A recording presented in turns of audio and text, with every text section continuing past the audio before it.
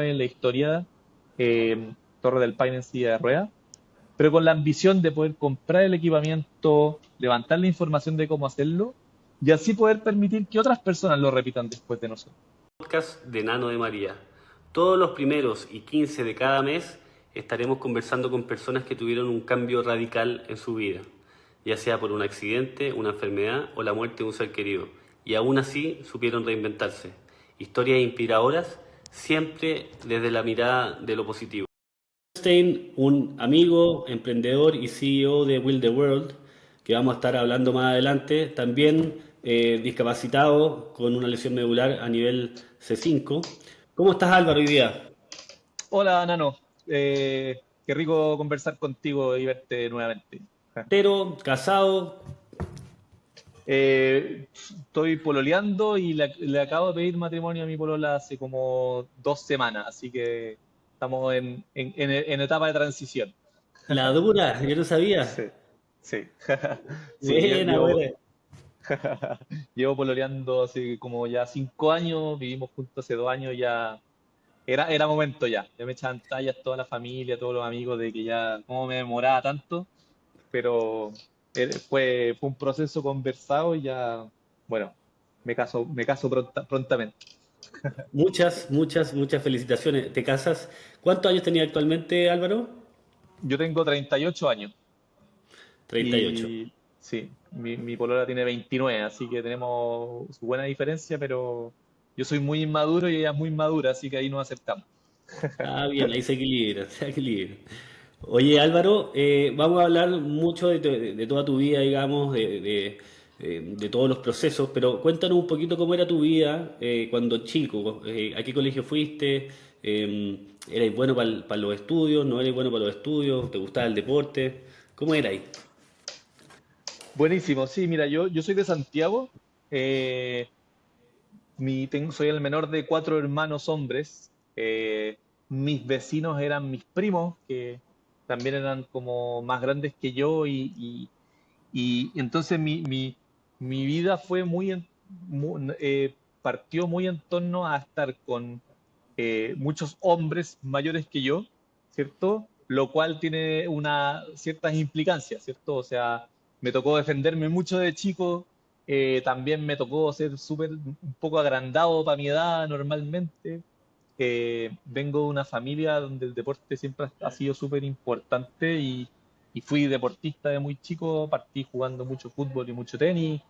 Después, a medida que crecí, que fui a un colegio donde el rugby era súper importante, me fui acercando a jugar rugby, estuve en distintas como procesos de selección nacional de rugby, entonces mi vida de infancia fue súper cercana al deporte.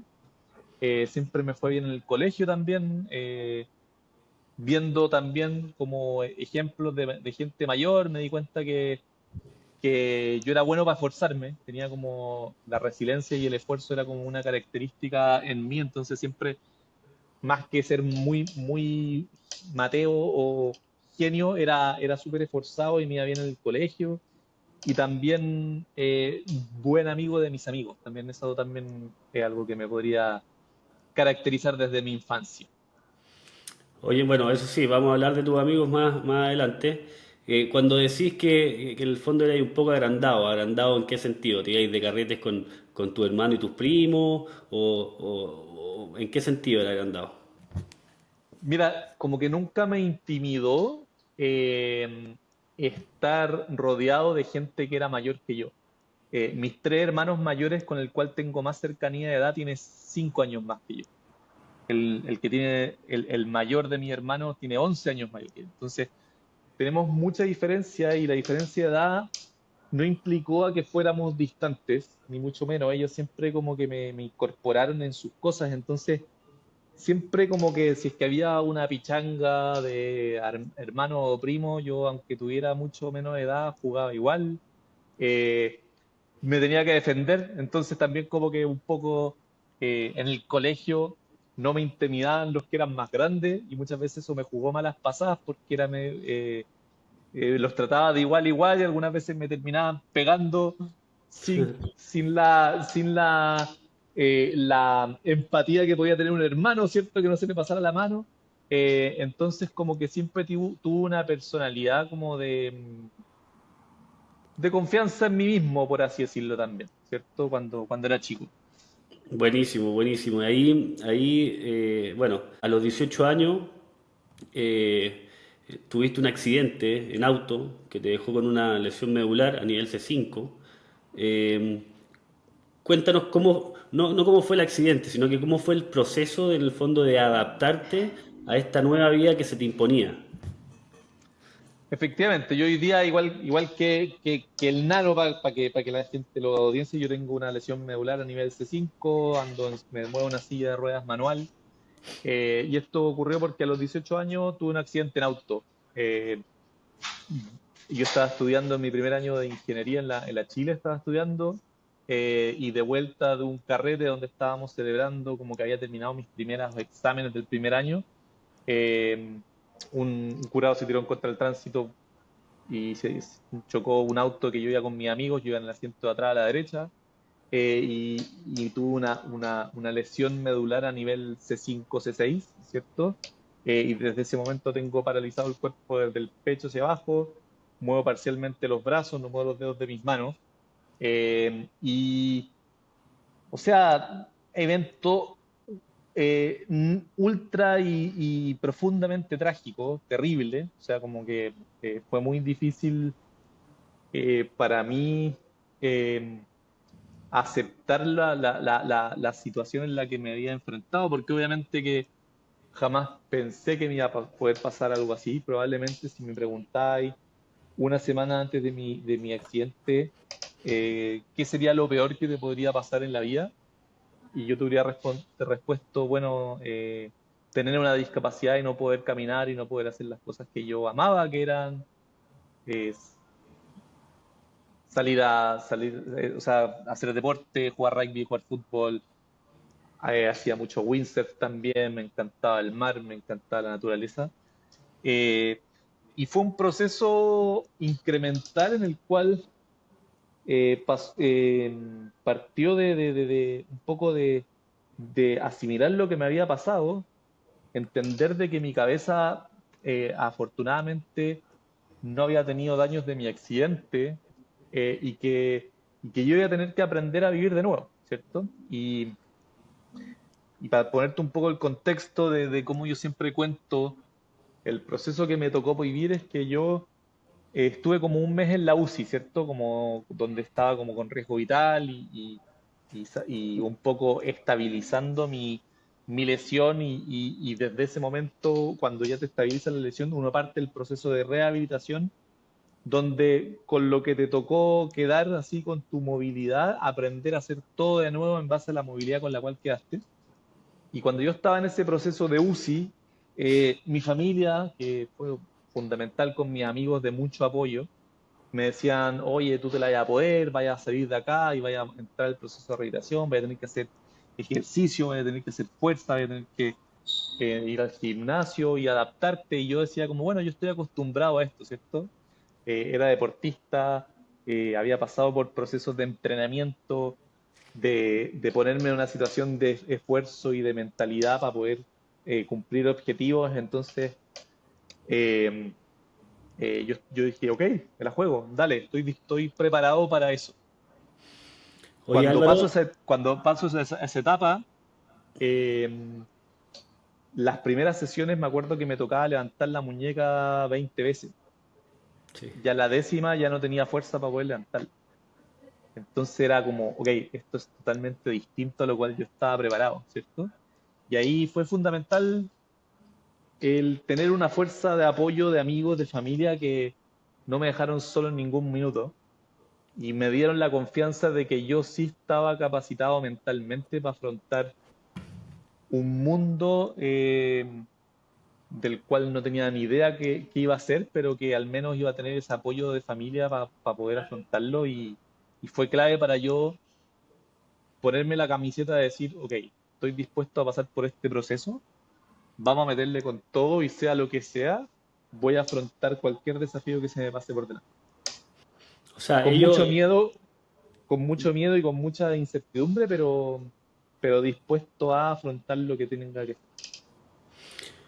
En el fondo ellos fueron los que te empujaron, digamos, o te empujaron a partir la rehabilitación. Si no hubiese sido por tus amigos, por tu hermano, quizás, y con el deporte, si bien es algo distinto, ¿cierto? Hacer mucho deporte y ser de alto rendimiento a partir de una rehabilitación que dura muchas veces meses y años. O sea, eso fue como te empujaron y te obligaron, por decirlo de alguna manera, a darle para adelante.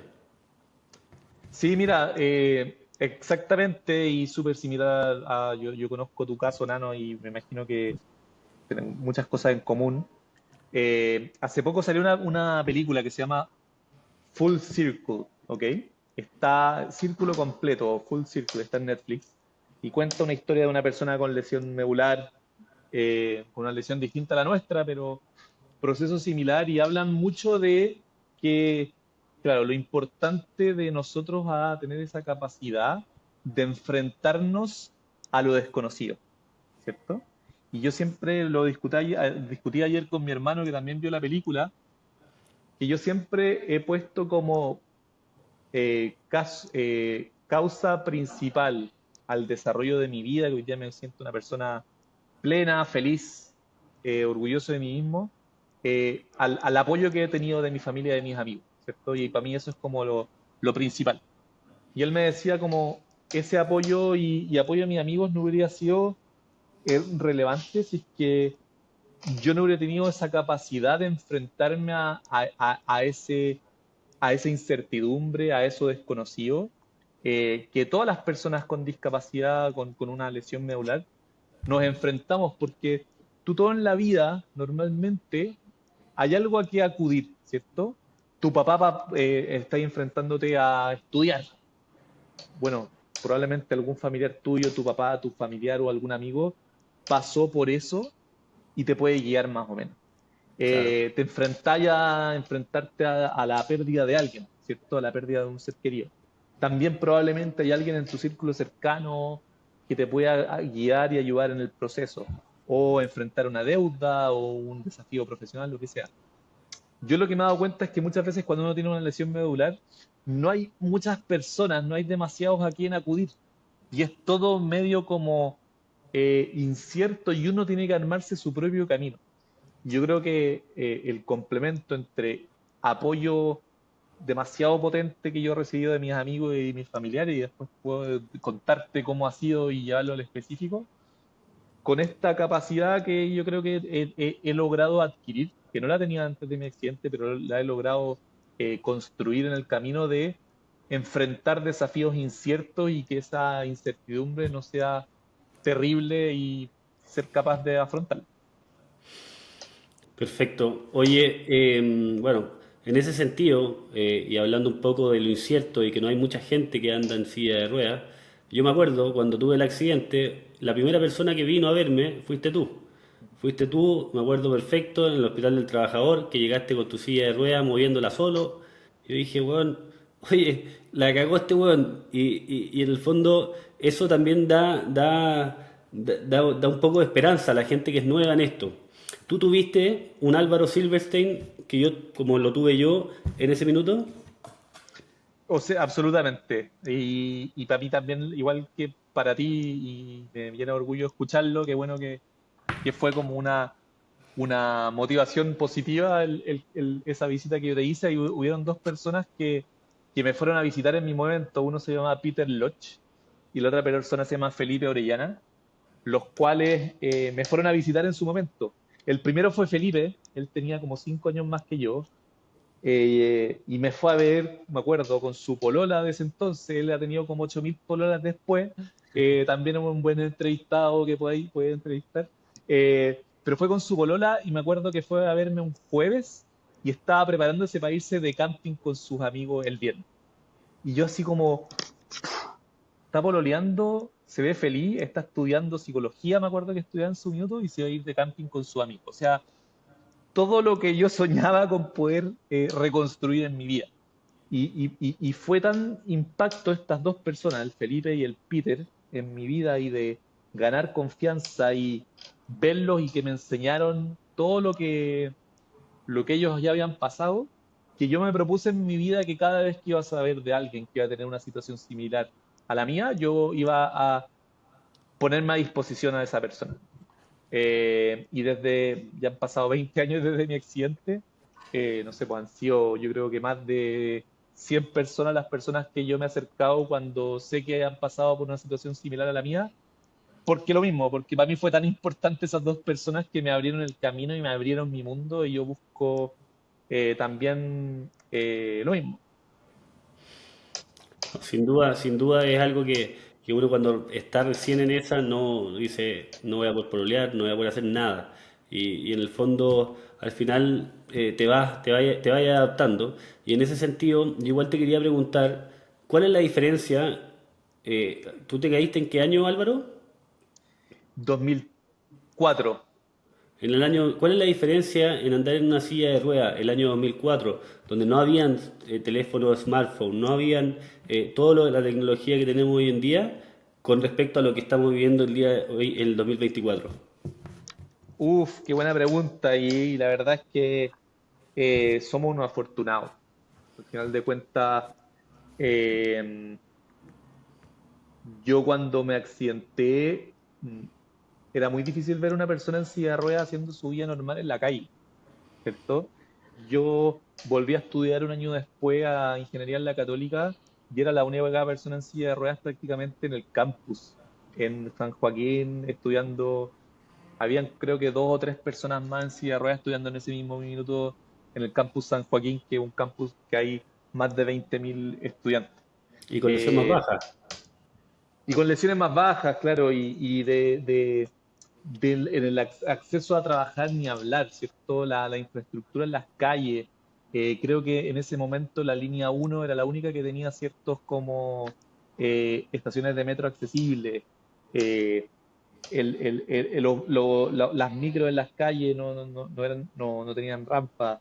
Eh, bueno, todavía no hay muchas, pero igual es un mundo de diferencia. Y si vemos 20 años antes de que yo tuve mi accidente, o sea, el otro día hablaba con la Andrea Sonde, que ella tiene una fundación que busca que las personas con discapacidad tengan acceso a trabajar en las empresas, y la motivación detrás de ella de crear su fundación, que la creó como el año 90, fue que ella fue a la plaza cerca de su casa y había un papá con una carretilla y arriba de la carretilla iba su hijo, su hijo con discapacidad. O sea, al final de cuentas, el mundo va avanzando muy rápido, cada vez más hay más accesibilidad, cada vez hay más conciencia. La tecnología juega un rol clave para nosotros para poder desenvolvernos.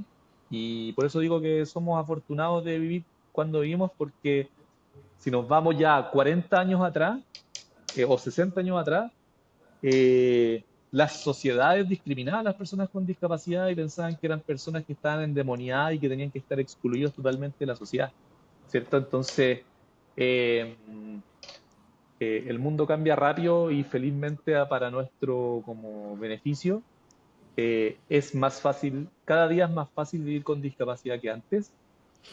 A pesar de todo, queda mucho por seguir recorriendo. De acuerdo. Oye, tú hablaste de que entraste a estudiar el 2005, entraste a estudiar. ¿Tú cuando te caíste estabas saliendo del colegio o alcanzaste a estar en la universidad? Estaba en primer año de la universidad, estaba en los primeros meses de ingeniería en la Chile. Todo ese año lo tuve que congelar porque me rehabilité.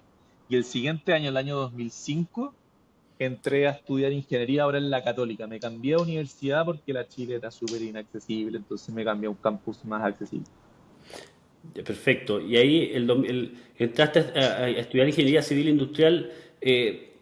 ¿Tú siempre quisiste estudiar eso? Tenía ahí como algún referente, como nos hablaba ya antes, de que en el fondo tenía ahí gente más grande, que en el fondo tus hermanos estudiaron ingeniería civil, tu papá, o fue porque a ti te gustaba, ¿no? Sí, mira, mi papá es ingeniero, emprendedor, mi abuelo es emprendedor también, mis hermanos, dos de ellos estudiaron ingeniería comercial y civil, eh, y, y ninguno de ellos había estudiado en una universidad tradicional, ¿vale? En una como la Católica o la Chile, entonces ellos siempre me empujaban como, oye, tú trata de estudiar en una universidad de las tradicionales, yo me lo puse como un objetivo cuando estaba en el colegio, para mí me iba bien en matemáticas, me iba bien en las ciencias, entonces como que simplemente por eso sentía que la ingeniería era una carrera a estudiar. Entré a la Chile, tuve mi accidente y ahí decía, bueno, ¿qué hago, cierto? Eh, Claro. ¿Es ingeniería una carrera factible para estudiar? Era una duda que tenía porque yo no muevo los dedos de mis manos, entonces casi todas las pruebas eran cálculo, de hacer cálculos matemáticos, cómo iba a poder yo escribir. Mi familia me decían, oye, pero ¿por qué no te cambié? Yo vivía en ese entonces en Las Condes, ¿por qué no te cambié a una universidad más cerca de la casa? De repente que sea menos exigente. Yo dije, mira, en verdad, yo quiero empujarme a tratar de tener los mismos sueños que tenía antes de mi accidente y los mismos objetivos. Entonces, yo me voy a proponer ese objetivo que tenía antes de estudiar en una universidad tradicional, la misma carrera que quería estudiar, y lo voy a intentar. Tal vez fracase en el momento y no me la voy a poder y voy a tener que cambiarme de carrera, de universidad, de lo que sea, pero al menos voy a intentar. Y así lo hice. En un principio no sabía cómo iba a escribir en las pruebas en ese tiempo, como que uno no iba con computadora a la universidad. ¿Cómo lo Eh, hiciste? al principio partía amarrándome un lápiz con tape a la mano y me quedaba como el lápiz súper bien posicionado para yo poder escribir. Los profesores me daban más tiempo, después encontré una adaptación, pero así me adaptaba. Para la primera prueba que tenía que hacer, le pregunto al profesor como, profesor, ¿me puede dar más tiempo para la prueba? Era una prueba de cálculo uno. Y me dice, sí, claro, es igual nadie termina estas pruebas en las primeras veces. Eh, y así de a poco me fui adaptando, me eché ramos, en algunos me complicó caleta. El primer semestre me acuerdo que tomé menos ramos para que se me haga menos fuerte, porque también estaba haciendo rehabilitación al mismo tiempo. Mis hermanos, yo en ese momento, para hacer pipí necesitaba ayuda cada vez que hacía pipí, y mis hermanos hacían turnos para ir a verme a la universidad y ayudarme. Después le pedí a mis compañeros, ¿cierto? Pero el primer semestre como que no tenía mucha confianza en pedirle ayuda a mis compañeros, eh, pero así, nada, pues así fui arreglándomelas con apoyo, con ayuda, con todo. Pero sí, el primer objetivo mío grande fue volver a la universidad y abordar ese desafío. Claro, es que no es un desafío menor porque es entrar a la universidad, cualquier persona se pone nervioso cuando entra a la universidad y era enfrentarlo en una silla de ruedas que no sabía nada de lo que iba a pasar, o sea, llevaba ahí un año y con un montón de limitaciones que en el fondo están, pero entiendo entonces que te adaptaste rápidamente, que hiciste tu grupo de amigos después del primer semestre y ellos en el fondo ahí tomaban ramos juntos con algunos compañeros para que te ayudaran a bajar del auto o para el tema de las ramplas. ¿Cómo era eso? Sí, mira, en verdad he tenido mucha suerte en mi vida y efectivamente hubieron como cuatro o cinco compañeros, ¿cachai? Que ni siquiera tuve que preguntarle y pedirles para que me empezaran a ayudar. Uno muchas veces me iba a pasar a buscar a mi casa, me ayudaban para bajarme el auto, me ayudaban a ir al baño, eh, hacíamos turnos, me empujaban para andar por el campus y la verdad es que como que nada, o sea, como... eh, he tenido mucha suerte en mi vida de que felizmente he recibido una red de apoyo al cual siempre ha estado ahí para mí, en las distintas como etapas de la vida. Oye Álvaro, y terminaste la U y no te quedaste ahí, o sea, saliste de la tremenda carrera civil industrial en la Católica y después te fuiste a estudiar a California, que fue Administración de Empresas y Emprendimiento, por lo que entiendo. Eh, ¿qué te llevó, digamos, a seguir estudiando y a seguir perfeccionando tu carrera? Sí, mira, entre medio de venirme a estudiar y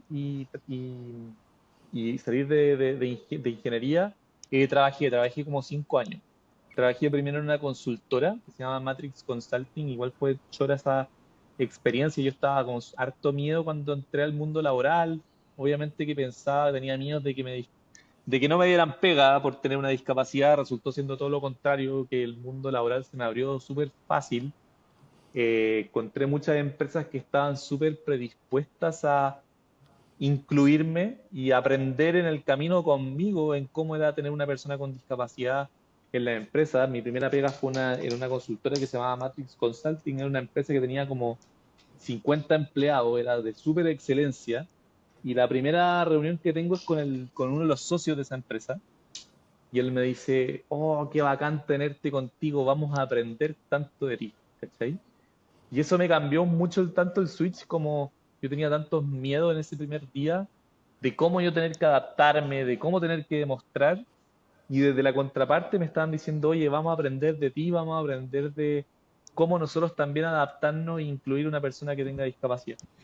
Fue una mega experiencia, hice amigos, aprendí un montón, trabajé, la cagué también varias veces, me putearon, como primera pega siempre pasa, fue como una experiencia de servicio militar, por así decirlo, pero que me encantó como experiencia. Y ahí mucha gente que trabajaba en esa empresa se iba a estudiar afuera. Y yo siempre, uno de mis sueños era era más que estudiar afuera, era vivir en otro país. Eh, y, y dije, bueno, tal vez el ir a estudiar afuera es como una buena forma de lograr el irme a vivir a vivir a otro país, tener la experiencia de vivir fuera de Chile. Postulé a distintas universidades, quedé en la Universidad de Berkeley, me gané una beca y ahí mi ensayo para quedar en Berkeley fue, yo quiero ser emprendedor para resolverle problemas a las personas con discapacidad. ¿Por qué? Porque veo que hay muchísimas personas que tienen discapacidad en el mundo, son 1.000 millones de personas en el mundo que tienen discapacidad y hay demasiadas oportunidades desatendidas relacionadas a ello. Y bueno, y postulé, quedé, me gané una beca y me vine acá a Berkeley a estudiar un MBA que duró 2 años y fue también una experiencia transformadora para mí. Buenísimo, Álvaro. Volviendo un poquito atrás, en el fondo tú eras muy deportista, estabas ahí, ¿cierto? Entraste a la universidad, en la Católica, después empezaste a trabajar, pero el año 2013, más o menos, empezaste con el deporte, con bicicletas de mano, yo me acuerdo, de hecho, tú me dijiste, oye, están estas bicicletas, comprémoslas, de hecho las compramos, full motivado. Pero antes de eso, cómo fue el volver al deporte? ¿Había hecho deporte desde el 2004 al 2013? ¿Había sentido como la sensación de poder hacer deporte de una manera ya más autónoma como era el hand cycling? Buena pregunta, Nano. Sí, mira, claro, yo había vuelto a estudiar, estaba trabajando, carreteaba con mis amigos, había tenido polola, sentía que estaba en una vida súper plena, pero el deporte era algo que todavía como que no encontraba que lo podía como tener de vuelta, ¿cierto? Había tratado ciertos deportes, traté de jugar rugby en silla de ruedas, pero era súper como poco factible, el equipo entrenaba como a 1 hora y media de mi casa, yo estaba trabajando, era difícil de poder comprometerme con eso. Y bueno, y contigo, Nano, y con otros dos como amigos, el Andrés Vicelo, el Javier Ursúa, encontramos de que había una persona que tenía estas bicicletas adaptadas, ¿cierto? Y que nos invitaba a su casa este señor, ¿cierto? Un grande, Ricardo Elizalde, Elizalde. a, pro- a probarlas a su casa. Y nosotros nos organizábamos para ir a andar en estas sillas, las cuales no estaban adaptadas para nosotros porque eran sillas que están diseñadas para alguien que podía empuñar bien y ocupar sus dedos en sus manos. El freno, como cualquier bicicleta, ¿cierto? Se había que activar. Y nosotros ahí nomás, a puro punch, de nuevo nos amarramos la bicicleta, los puños con tape. No podíamos frenar, una vez casi me sacó la chucha porque no calculé bien el que frenara y seguí nomás y casi me atropellan. Pero esta sensación de poder estar, de ser libre, ¿cierto? A ti también te pasó, de poder estar pedaleando sin que nadie te empuje, andando más rápido de lo que estamos acostumbrados en la silla de ruedas y avanzar kilómetros de kilómetros, fue libertad pura. Y ahí nos empezamos a motivar contigo, ¿cierto? Nos compramos nuestras propias bicis ya que eran más adaptadas, participábamos de ciertas carreras, andábamos todos los domingos cuando cierran las calles por Providencia. Y yo es un deporte que sigo haciéndolo todas las semanas. El ciclismo para mí me volvió a tener la sensación de deporte. Después he logrado hacer otros deportes también, pero el ciclismo es el que me permite hacerlo como saliendo de mi casa, me engancho en mi bicicleta, puedo salir a andar kilómetros de kilómetros sin pedirle ayuda a nadie y que tiene como esa simpleza. Antes de mi accidente no me gustaba andar en bici, no era un deporte que a mí me gustara demasiado y ahora me encanta. Sí, no, la sensación de libertad y sobre todo ahora con las Batec, ¿no es cierto? Que son eléctricas, bicicletas eléctricas, electroasistidas, cambia el tema. Oye, esa experiencia del fondo del hand cycling también creamos, porque fuimos parte de eso, en donde se hizo un club deportivo, donde prestábamos esas bicicletas también. Esa fue quizás la primera inspiración para crear Will the World. De todas maneras, Hand Cycling Chile se llama, ¿te acordáis que le pusimos así? Sí. Eh, y fue un tremendo orgullo porque efectivamente como que nos organizamos los cuatro que íbamos a andar en bici y buscando también promover el ciclismo, ¿cierto? Tenía un carácter más de deportivo, ¿cierto? Y de como de competición. Y efectivamente fue una primera gran inspiración detrás de lo que es hoy día Will the World, mi emprendimiento.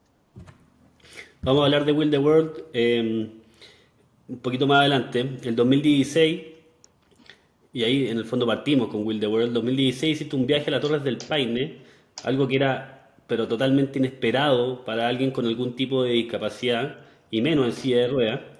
Eh, ¿De dónde nace esa idea de algo tan, en esa época, irracional de hacer? Sí, mira, yo ya estaba viendo en California el 2016 eh, y, y yo veía cómo mis compañeros que no tenían discapacidad acá decían, no, yo quiero ir a Torres del Paine, es mi sueño ir a la Patagonia, no sé qué. Yo decía como sí, pues yo en verdad siempre había escuchado que mis amigos iban a Torres del Paine. A mí siempre me ha gustado la naturaleza y siempre soñé con recorrer los parques nacionales del sur de Chile, pero siempre asumí que era imposible debido a mi discapacidad. Y con un amigo que es Camilo, que hoy día es mi socio en Will the World, él también vive acá en California, también es chileno, decimos, bueno, ¿por qué no organizamos un viaje a las Torres del Paine? Con otros 5 amigos más. Y vemos cómo hacemos contigo en silla de rueda, que yo debería ser el único en silla de rueda, poder recorrer, hacer este paso. Empezamos a investigar, nos dimos cuenta que no había nada de información de cómo una persona en silla de rueda podía recorrer las Torres del Paine, cero información de la accesibilidad. Hablamos con ciertos como guías turísticos de allá, nos dicen, oye, el, el, el, el sendero es mega angosto, no pasa una silla de rueda por ahí. Y yo en ese momento estaba haciendo una práctica en una empresa que hacen como sillas de rueda de alta tecnología. Fui a una feria y encontré así como un eslogan, así como un cartel, que mostraban que había una empresa francesa que estaba haciendo sillas de ruedas de trekking. Y yo como, ese es el equipamiento que necesitamos para poder hacer la W y Torres del Paine en silla de ruedas. Esta silla costaba como $5.000. Entonces ahí se nos ocurrió transformar nuestro viaje en un proyecto, el cual era realizar por primera vez en la historia Torre del Paine en silla de ruedas, pero con la ambición de poder comprar el equipamiento, levantar la información de cómo hacerlo y así poder permitir que otras personas lo repitan después de nosotros. ¿Cierto? Esta silla de ruedas es una silla de ruedas que no es que yo soy Jimán y que hice la W en silla de ruedas por mi cuenta, sino que mis amigos me iban a permitir, empujándome, recorrer este maravilloso lugar.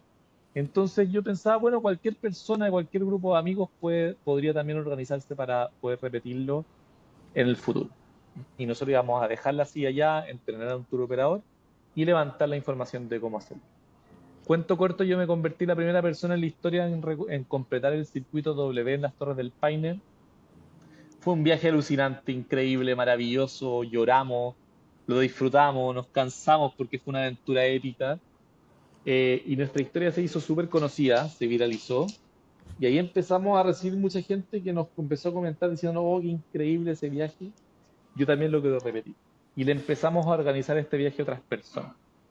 Y ahí un poco después de esa experiencia empezamos a replicar lo que hicimos en Torres del Paine en otros como destinos turísticos que siempre yo soñé con ir, como Isla de Pascua, San Pedro de Atacama, Machu Pero Picchu. ahí, Álvaro, ¿ya habían creado Will the World o esto fue un tema que todavía no estaba, no habían hecho la sociedad, digamos, o ya estaba creado?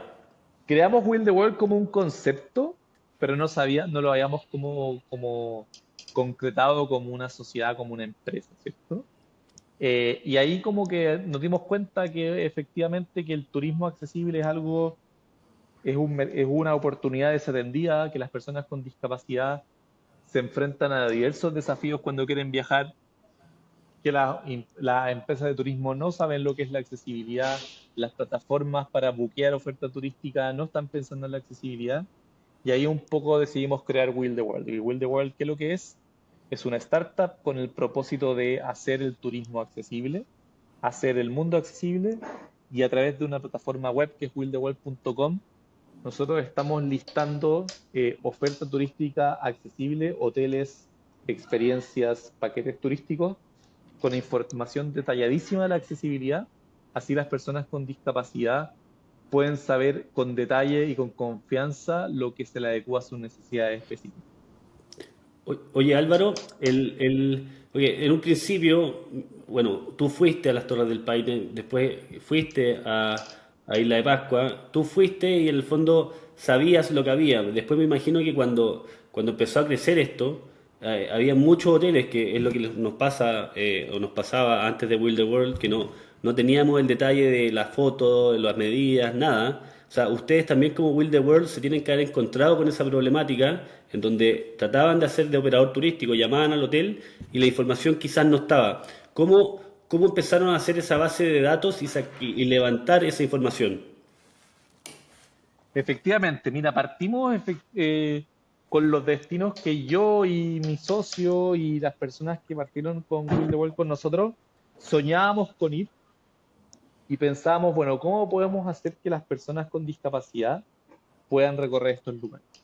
Y empezamos a hacer alianzas con dos tipos de organizaciones. Primero, tour operadores, con los cuales nosotros los motivamos a que nos ayuden a codiseñar una experiencia turística accesible que considera el alojamiento, el transporte accesible y las actividades para poder hacer en esos destinos. Y marcas, ¿cierto? Como Columbia, como Red Bull, como Banco de Chile, como Real Dar, que nos financiaban este diseño de estas experiencias. ¿Ok? Y de esa manera nosotros hacíamos como un proyecto en el cual, auspiciado por estas marcas, diseñamos estas experiencias en Torres del Paine, en Desierto de Atacama, Isla de Pascua, Machu Picchu, etcétera. Una vez que las teníamos diseñadas, las subíamos a una página web con lujo y detalle. ¿Ok? Y así empezamos a tener nuestros primeros clientes. El 2018 y 2019 hicimos como más o menos 300 personas viajen con nosotros como a 10 destinos. Y ahí, pues, como dijimos, bueno, pasemos al siguiente paso, cómo podemos como escalar nuestra operación. Y creamos una app para poder levantar la información de accesibilidad a detalle. Y nosotros mandamos a personas para poder levantar información de accesibilidad de hoteles, de actividades turísticas, de experiencias, para detallar los anchos de las puertas, el alto de la cama, el tipo de baño, el tipo de asistencia, el tipo de transporte, el tipo de actividad, etcétera, lo cual automáticamente lo vamos listando en willtheworld.com y así nuestros usuarios puedan buquearlo a través de nosotros. Y a la fecha, más de 7.000 personas de 15 países del mundo han buqueado viajes en más de 200 destinos alrededor del mundo con nosotros. No, tremendo, sin duda es algo que va a revolucionar el mundo de la discapacidad y no solamente la discapacidad, sino que también de la vejez, por decirlo de alguna manera, los ancianos. Muchos también requieren de un montón de cosas. Yo me acuerdo la primera vez que viajé, o sea, fue una pésima experiencia. Llegué, no se podía entrar, no se podía, no tenían ducha, y nunca más quise viajar, la verdad. Y sin duda Will the World, bueno, está haciendo y va a ser un cambio importante para las personas que tienen discapacidad. Álvaro, vamos a ir cerrando ya. Tú estás ahí viviendo ahora en Estados Unidos, en California. ¿Cuál es la diferencia? ¿Cuál es la mayor diferencia? ¿O qué te motivó, más que la diferencia? ¿Qué te motivó a irte a vivir a California? Me motivó dos cosas. Una, irme a vivir a otro lugar para yo abrirme mi mundo, hablar en otro idioma y exponerme a una realidad distinta. Y lo segundo, un lugar donde tuviera tuviera acceso a la naturaleza más accesible. Y acá es impresionante. O sea, los parques nacionales, uno puede encontrar campings accesibles para poder alojarse, actividades de todo tipo, eh, senderos accesibles, y eso me ha motivado a venir a vivir para acá y a sentirme más autónomo y tener una vida más independiente también. Ya, o sea, la accesibilidad en general, la accesibilidad universal está bastante más desarrollada, más allá también del tema de naturaleza, digamos, de transporte público y un montón de otras cosas, está bastante más desarrollada allá que acá. Absolutamente, a pesar de que todavía cuesta encontrar la información, y eso es lo que nosotros un poco también como que trabajamos, cómo encontrar la información de los hoteles y de las experiencias accesibles para poder hacer, hay mucha más oferta de lo que uno puede encontrar en Chile, definitivamente. Oye Álvaro, para cerrar y agradecerte, pero primero te quería, mira, hay miles de chilenos, tú mejor, y miles de personas alrededor del mundo, ¿cierto?, que tienen discapacidad, de hecho, por eso partiste tu emprendimiento, y no solamente discapacidad, sino que problemas, en donde se les cerraron muchos caminos, eh, pero, pero también se les pueden haber abierto otros. ¿Qué les dirías a esas personas? Mira, a mí me gusta, y yo siempre lo trato de recordar yo en mi vida, en mi día a día, cuando me enfrento a desafíos y a dificultades, perdón, es que uno nunca sabe de lo que es capaz hasta que realmente lo intenta. Y ese es como mi lema de vida. Eh, es difícil, nos vemos enfrentados a desafíos, pero hay que ir a intentarlo, hay que ir a jugársela. Lo más terrible que pueda suceder es que nos demos cuenta que no somos capaces, de desarrollarlo, de enfrentarlo, y, pero lo más seguro es que nos demos cuenta de que sí somos capaces de encontrarle la beta a esos desafíos que nos proponemos, para poder darle la vuelta, resolverlos y experienciarlos y vivirlos y resolverlos. Y esa es la mejor gratitud y gratificación que uno puede tener, es cuando se da cuenta de que uno sí es capaz. Eh, Así que invito a la gente a que se den cuenta que lo peor que puede suceder es que se den cuenta de que no son capaces, pero en verdad sí lo son. Buenísimo. Oye Álvaro, te quería agradecer porque más encima tú estás en Estados Unidos, estamos con diferencia horaria. Agradecerte el tiempo, tremenda entrevista y nada, te mando un abrazo y felicitaciones por el matrimonio que yo por lo menos no lo sabía, así que muy, muy, muy buena noticia. Grande, Nano, grande. Felicitaciones a ti por tu contenido increíble que estás haciendo. Sigo haciéndolo porque es súper inspirador, a mí me inspira. Y gracias por lo que estáis haciendo y gracias por invitarme. Y estoy muy emocionado y ilusionado con las próximas entrevistas entrevistas que hagas. Así que dale con todo y feliz de ver cómo te seguís desarrollando y podéis seguir, también ser un aporte a nuestra comunidad.